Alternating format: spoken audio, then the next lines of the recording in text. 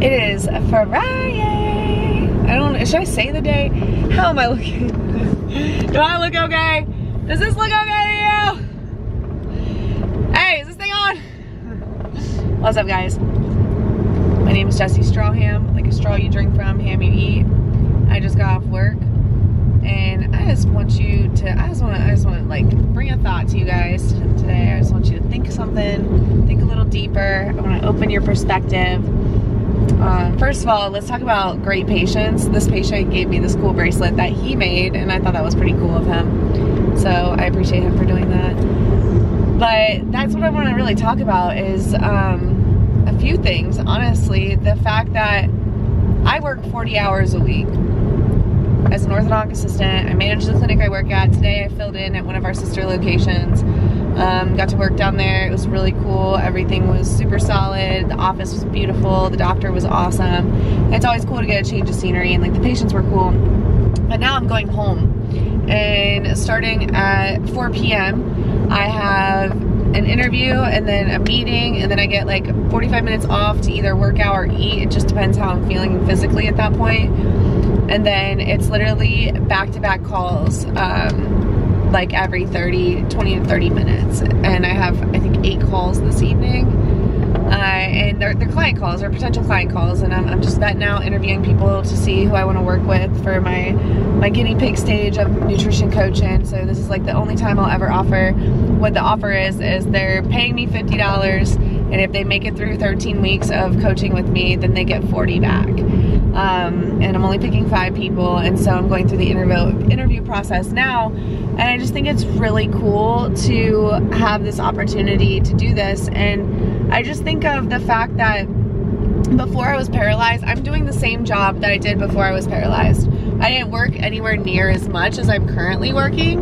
At the ortho office, I only worked like 32 hours a week before, whereas now I'm working for like a full 40. So I used to work 32 and then waitress on the hours I didn't work, whereas now I just work 40 and then I work for myself on the hours I don't work. But that's the thing, like I have dreams that I want to come true, right? Like I want to grow Wheel With Me Fitness as a brand, as a whole. I want to be able to coach nutrition. I want to start bringing in more coaches so we can help more people. And I want to build this massive business that eventually has gyms and all these things. And the only way that's going to happen is if I put in extra hours after the job that pays my bills. And too often we complain about where we aren't at and what we want to accomplish and that we can't, and it's too hard.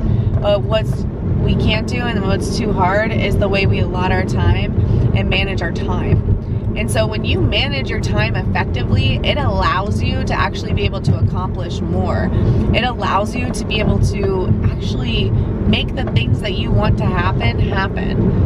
But you have to be disciplined in that time management. For example, this morning, because I had to be at work at 7, I didn't get up out of bed until like 5, and I knew I had to leave the house by 6, and I still had to do my meditation. That's the one thing I do not skip on. Like sometimes I wake up too late and I can't read.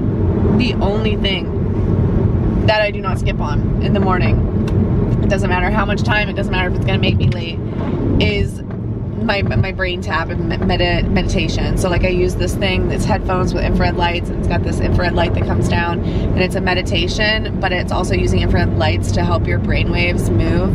And it takes you down to the deepest state of brain waves where you can actually recover a little bit. And I've been using it for over a month now, and I'm obsessed because I use it to help my brain injury and help me manage my brain injury, and it has been obnoxiously effective, like beyond effective. It's been amazing. I've had better results with this than anything I've ever used, and so I just feel really good about it. So I'm excited for that. So I did that, and then I was like, oh shoot, I gotta go because I had to hurry up and get to this place at 7, and then I hit traffic, whatever. I got there like 5 to 7. It's fine. I wanted to be there by 6:50, but that's because I didn't manage my time well enough. Like I didn't get myself out of bed, and I literally started having this internal dialogue where I'm like, Jessie, you have to move now. You have to do this now. If you don't, you're not going to get to where you want to be. And like straight up, everything I don't want to do, I tell myself I have to because I won't get to where I want to be. And I think the more you stay connected with where you're going and what you're trying to accomplish, the easier it is to show up when you don't want to. Because you're never gonna want to do everything, but you have to do it to actually get some change going, some things going. And so I really just want to challenge you guys on that front, you know. I think that's all I have. Just a thought. Manage your time better and then follow through. Schedule your time. I use calendar blocking and then I stick to that calendar. And the biggest thing is, if you're going to calendar block, stick to it. You've got to show up for you, man. You can't keep showing up for everyone else and not showing up for you and expect that your life's just going to work out the way you want it to. You've got to actually work to make your life happen the way that you're trying to make it happen. That's all I have.